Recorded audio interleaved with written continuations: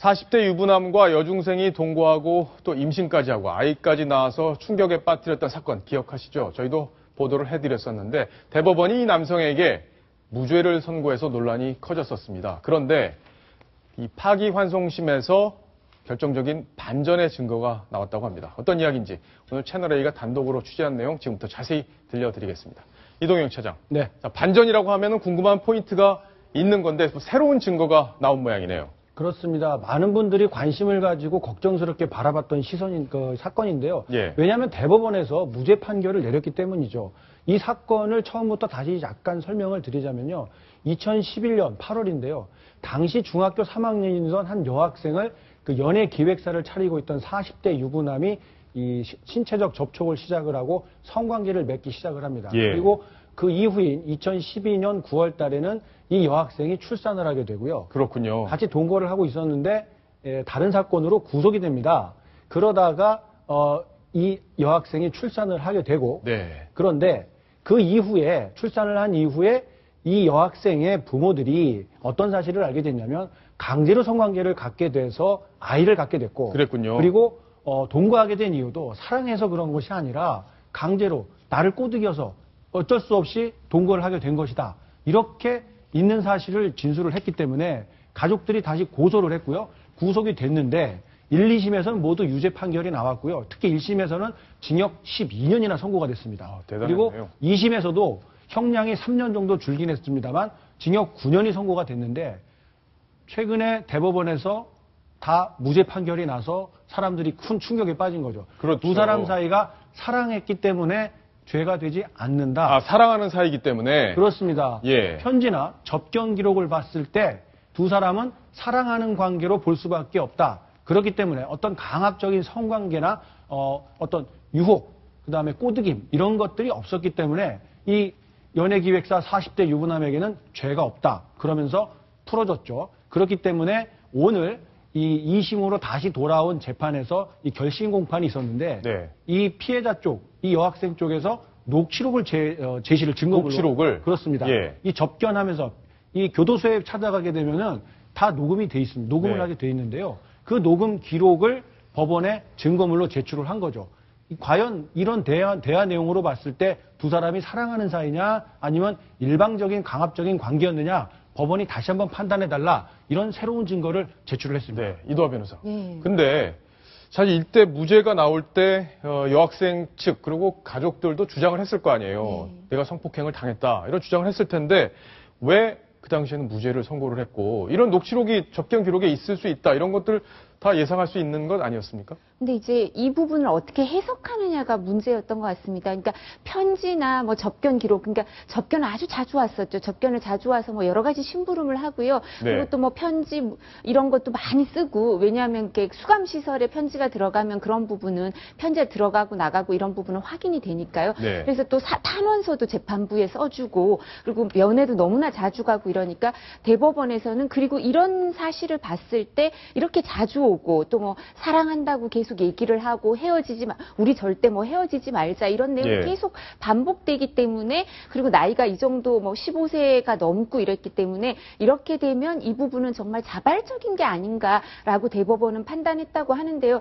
근데 사실 그거를 왜 그렇게 봤냐고 물어보시는데 저도 좀 납득이 안 되고 예. 저희 법조인들 중에서도 많은 사람들은 이 부분에 대해서 납득하지 못하는 사람들이 대법원 많아요. 판결, 무죄 네, 판결에 대법원의 대해서. 무죄 판결에 대해서. 왜냐하면 대법원의 입장은 기본적으로 뭐 15세 이상이죠. 이제 15세가 넘어서 이렇게 15세에 처음 만났으니까 그 뒤의 관계는 15세 이상인데 이 정도면 성적 자기결정권이 있다라고 대법원은 전제를 하고 있는데 근데 이제 제가 뭐 여성이어서 그런지 다른 사람들하고 얘기를 해보면 좀 더 젊은 사람들은 이 부분에 대해서 대법원의 생각이 좀 다르지 않나. 우리가 생각하기에는 15세 이상이라 하더라도 한 18세, 19세 이제 미성년인 상태에 대해서는 성적 자기결정권이 있다고 보기가 어렵고 그렇죠. 오히려 좀 속아서 저렇게 네. 자주 가고 뭐 사랑한다 이런 말을 했더라도 아이니까 여중생하고 뭐 여중생인데 이런 부분에 대해서 40살이 넘은 어른한테 속아서 이렇게 자기도 스스로 믿었을 수도 있지만 이런 감정이 생겼다고 믿고 이랬던 게 아닌가. 네. 그러니까 미숙한 아이이기 때문에 무죄라고 보긴 좀 어렵지 않나. 그렇죠. 이런 생각을 많이 가지고 있습니다. 자, 그런 상황에서 반전 드라마가 만들어지고 있는 건데 그 녹취록 저희 채널A에서 녹취를 단독으로 입수를 했습니다. 그 목소리를 지금부터 들려드리겠습니다. 오빠한테 사진 남겨. 여기 글 남길 수 있거든? 사랑하고 좋아하고. 알았지? 오빠한테 일단 사진 써왔어? 사진 써서 너. 사진도 보내고. 어? 인터넷에서 쓰나봐. 알았어. 그냥 우리 방에 뭐라 줄 알아? 마음 변했네. 뭐 이러니. 아, 얘는 못 썼어요. 꼭 사진 써서 보내줘. 노래 가사 듣지 말고. 그게 중요한 거니까, 이거. 내가 오늘 보고 안심하지. 오케이? 답변을 쓴 거는 누나가 읽어보고 괜찮은 것만 뭐 출연하든지 아니면 빼든지 아니야 여러 가지 증거 다 해놨어요. 뛰어놓은 것까지 다.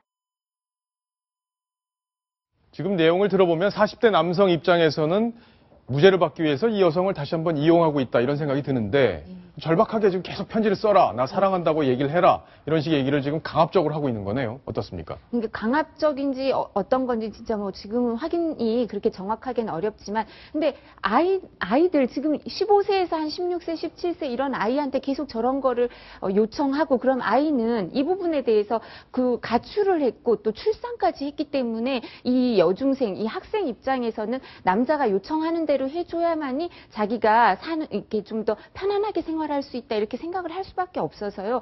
그러니까 그래서 저희는 대법원의 판결이 좀 문제가 있지 않나. 그래서 오히려 어떤 얘기가 나오냐면 13살 미만이면 성관계가 어떤 관계에서 이루어졌던 무조건 처벌이 되거든요. 의제 강간으로 봐서. 근데 이 연령을 한 18세, 적어도 한 16세까지는 올려야 되는 게 아닌가. 이 아이도 처음에 이제 저 남자를 만났을 때가 15세였거든요. 그래서 그 정도는 좀 판단이 미숙한 게 아닌가 봐야 돼서 그런 그 의제 강간죄를 16살로 인상해야 된다라는 그런 형법 개정안도 나오고 있습니다. 예.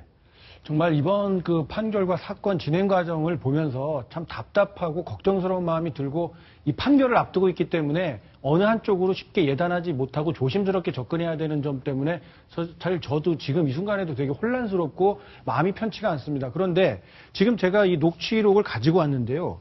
이 날짜를 보니까 출산하기 2달 전에 온 대화가 있습니다. 출산 2달 전에 했던 교도소의 대화네요. 면회가 와서 뭐라고 말을 하냐면 배가 너무 아파서라고 말을 하는데 이 남자 뭐라고 하냐면 자기 얘기만 합니다. 이제 가까이 와서 대고 얘기해. 나는 내 통장이 묶여 있다고 그렇게 얘기하면 돼. 하면서 이 여학생은 근데 오늘 아침에 배가 아파서 뭐 잘 못했다는 이게 짧은 변명을 하고 있는데 야 알았어 시간 다 됐어.